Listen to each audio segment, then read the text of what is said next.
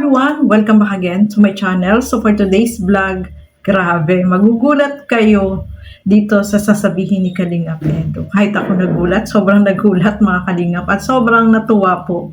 Good vibes syempre, no, mga kasuke mga Kalingap. So alamin po natin sa video na ito, pero bago natin simulan yan, huwag niyo pong kakalimutan mag-subscribe. Val Santos Matubang, Kalingap Rob, at Edna Vlogs, sa tayong yung lingkod, Gandang Emmy, sa mga hindi pa po nakapag-subscribe, please subscribe and please hit the notification bell para lagi po kayong updated sa aking mga ina-upload na mga reaction video. So eto, alamin natin, ano nga ba itong sinabi ni Kalingap Edo na sobrang ikakatuwa nyo syempre at ikakagulat. So alamin po natin sa video na ito. Tara, panoorin po natin ito.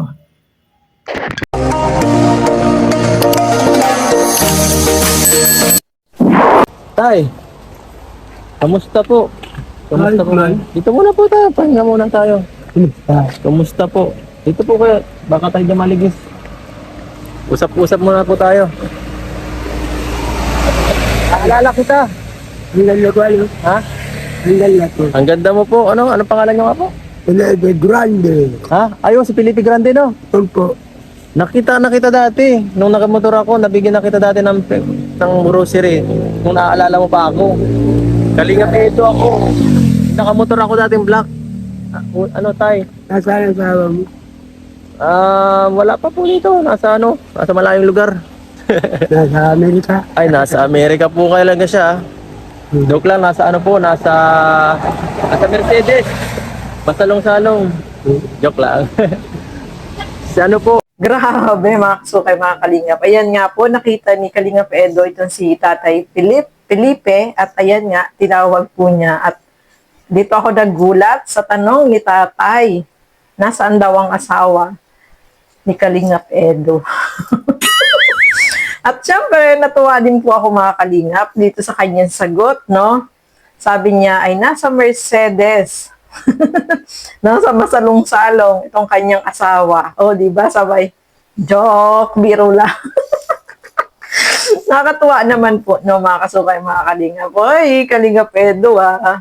Uy, grabe na yan. Sobrang natuwa po ako sa kanyang sagot, mga Kalingap. Siguro kayo din po, ano, natuwa din po kayo dito sa sagot ni Kalingap Edo, no, na sobrang nakagulat, no, na yun ang sasagot niya, na nasa Mercedes yung kanyang asawa at taga masalong-salong. Eh, alam nyo na kung sino yun.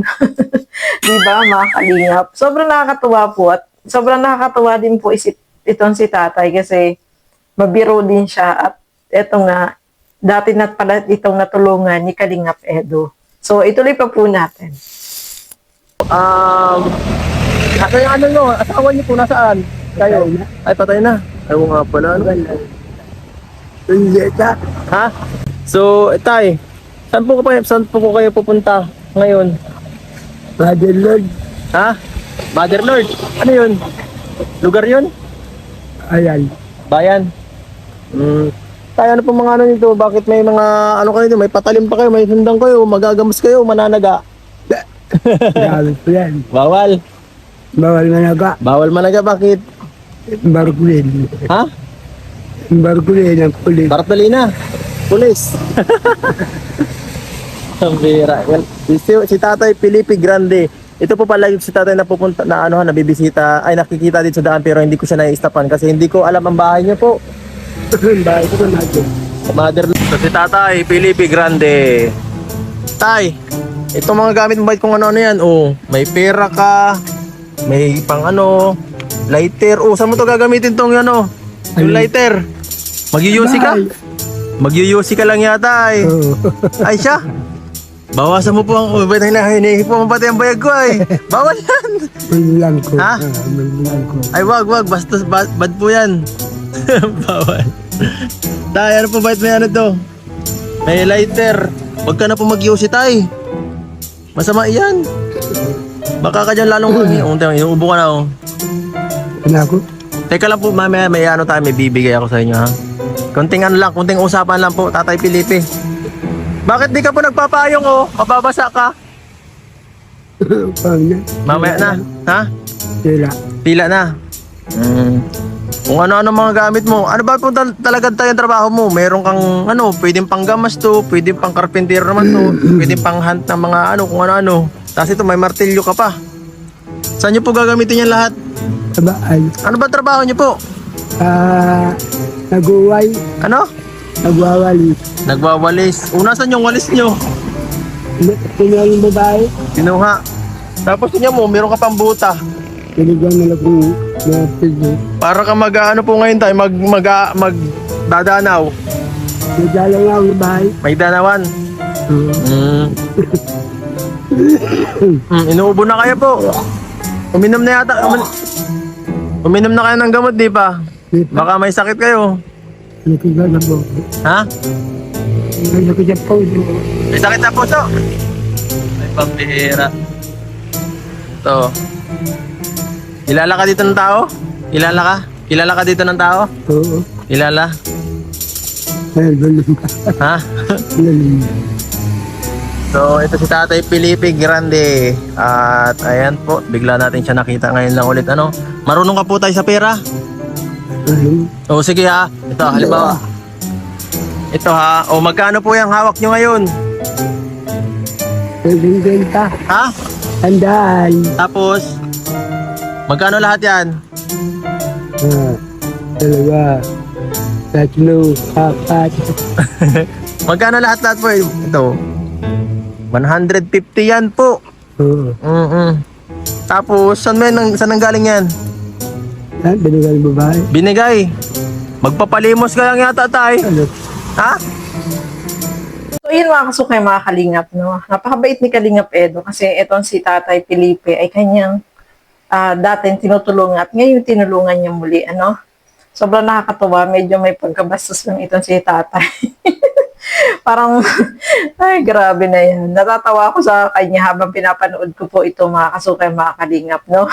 At may sinabi pa siya dyan na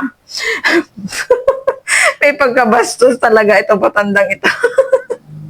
Pero ano naman po siya, nakakaawa po siya, no? Kasi sabi nga ni Kalingap Edo is pag-gala-gala, naglalakad siya ng malayo, no? Naglalakad siya ng malayo na gustong sanang samahan ni Kalingap Edo para makita niya kung saan nakatira pero ayaw ni tatay. May sinasabi siyang lugar na doon daw ang bahay niya, no? At natuwa ako dito kasi nung una, nung tinanong siya ni Kalingap Edo kung na paano yung nandun sa may noon niya, sa may kilay niya, sabi niya, sinampal daw siya ng anak niya. Tapos nung sumunod naman, tinanong ulit siya ni Kalingap Edo, is natamaan daw ng kahoy ng bagyo. Parang may something itong si tatay, no? Kawawa naman po, no? Mga kasukay, mga kalingap, no? Buti na lang, nakita siya ni Kalingap Edo na muli, at ayan, nabigyan po ng tulong, no? Malaking tulong na rin po yun para sa kanya na may pambili siya ng pagkain. Sana wag mawala yung pagkain, yung pera ni tatay, no? Mga kasukay, mga kalingap. Kasi buong 1,000 yung ibinigay ni Kalingap Edo dito kay tatay, kaya sana ingatan niya at huwag kuhain ng iba, no, mga kasukay, mga kalingap. Kasi kawawa din po siya. Sabi niya, 10 yung anak niya, tapos wala namang tumutulong sa kanya. Kaya siguro ganyan, pag-alagala siya, palakad-lakad, naghahanap siguro siya ng pagkain, na mamalimos. So, yun yung way niya para makaraos siya araw-araw, no, mga kasukay, mga kalingap. So, ayan po, nakita natin at napanood itong si tatay na medyo may joker din, no? Nakakatuwa din siyang panoorin at tayo natawa sa kanyang kalukuhan. Diba? So, ayan mga kasukay, mga kalingap, maraming salamat po sa inyong panonood at lagi po natin supportahan ang lahat ng mga Kalingap partners, Kalingap reactors, siyempre, support po natin si Kalingap Edo. Napakasipag po niya, lalo na sa pag-charity, no? Tuloy-tuloy yung kanyang ginagawa. So, hanggang dito na naman po muna. Keep safe, everyone. Thank you for watching. Mabuhay po tayong lahat. Bye-bye!